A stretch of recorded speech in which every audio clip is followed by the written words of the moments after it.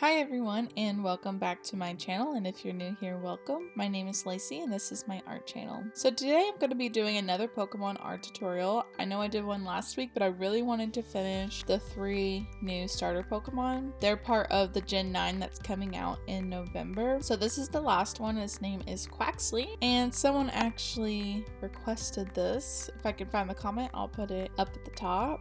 So I'm excited to finally do it, and I actually really want to do the other 3 new Pokemon that they released. Not the 2 legendaries, though I might do that at some point, but I really want to do those other 3 like really cute ones. So that might be coming up as well, but there are so many videos I want to do right now, and it's so hard because I don't have time to do everything all at once. But if you guys have any suggestions, you should definitely put them in the comments below, and if you have any suggestions for other Pokemon or other characters that you want to see me draw, you can put those down there as well. I love to see them and I love to get around to them when I can. After I'm finished drawing Quaxly, just like Fuecoco, I'm going to take a picture of it. I'm going to bring it into Procreate to color it. Procreate is an app for iPad. You should let me know if you prefer to see it colored in the sketchbook or on Procreate. Either way, it's okay because they're both fun for me. I'm actually going to color this in my sketchbook as well, and I'll show that at the end. So I'm really excited.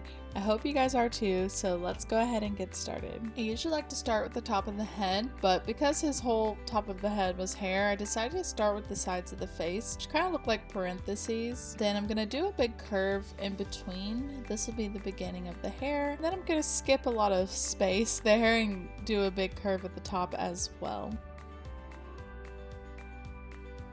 Now, the left side of the hair makes a bit of a triangle. You're going to see me change this up a little because I realized it looked a little odd. I tried to make it a little bit thicker, but then I realized that the hair should kind of go behind the head a bit, so I do fix that. I really believe that art is just putting something down, seeing how you like it, and if you need to change it, that's completely fine. That's why we draw with a pencil, so we can erase our mistakes. And I'm going to bring that other side down as well. Then I'm going to do 2 half ovals for some what kind of look like bangs. Now he does have a bit of a W here. I think this is supposed to be a highlight, so you're going to see me go ahead and draw that in. But I will color it all of the hair, and then I'll add it later with a white gel pen.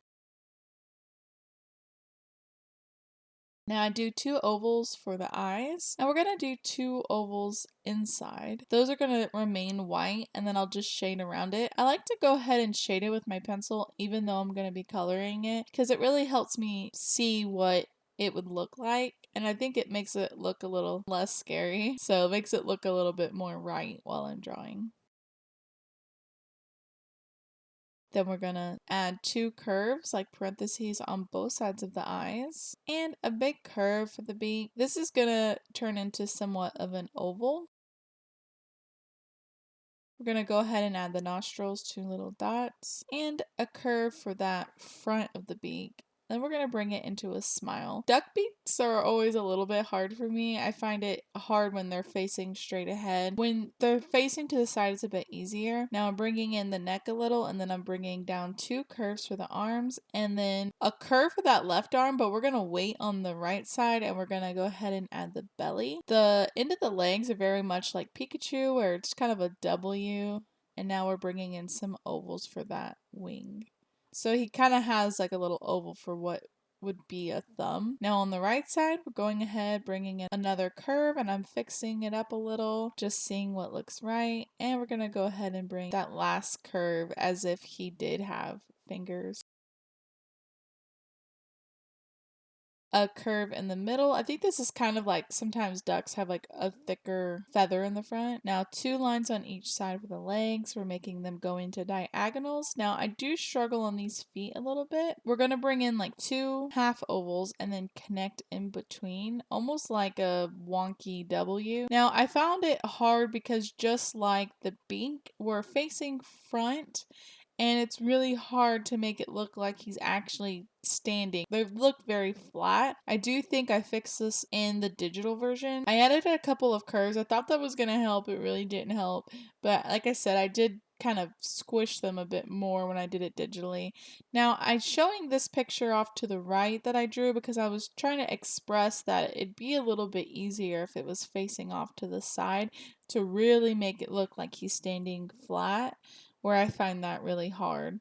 But there's our Quaxly, and now, like I said, I'm gonna go ahead and bring that into a digital version. I do color this one and I will show it at the end, but for now, let's go ahead and just go to the digital.